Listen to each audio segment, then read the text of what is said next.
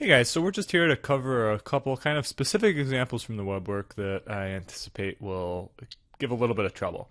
And so this first one kind of tells you about you're selling a product, right? And it tells you the quantity of the product you sell is going to be equal to 200 minus 5 times the price. So let's just think, like if you set the price at $0, what it's saying is that you would sell 200 minus 0 products, right? So you'd sell 200 products at p equals 0. Like similarly, if p was equal to 1, so if p was equal to 1, you would sell q equal to 200 minus 5 times 1, or 195 products. And you can kind of see as you raise the price, you're selling less and less products.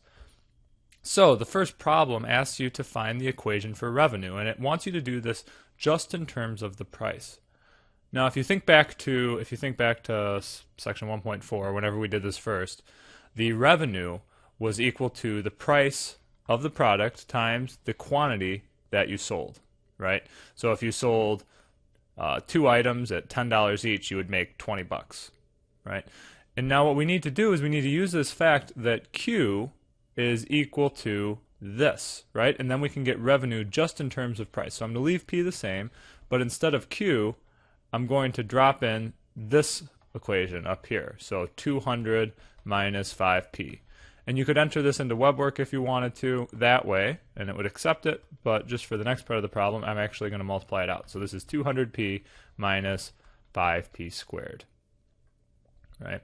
And so it's asking the part B, this is what you put in for part A. Part B is asking what's the rate of change of revenue when p is equal to 7. Right?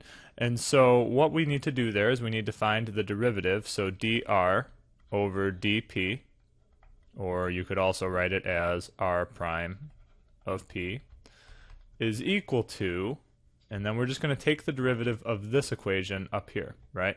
So that's going to be 200 times 1, right?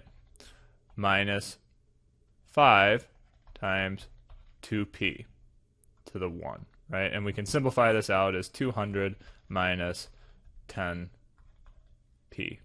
right? Just think about that 2 coming down, it turns it into a 10. So it's asking for the rate of change of revenue when p is equal to 7. So r prime of 7 is equal to, all I need to do is plug in 7 here. So 200 minus 10 times 7 is 200 minus 70, or 130.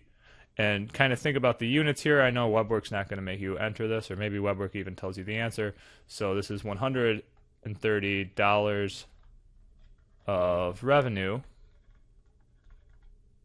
per dollar in price, right? And so what it's saying is if you raise the price $1, when you're at $7, you're kind of getting an extra $130 worth of revenue. So it's good to raise the price at this point. And that's all that we're looking for.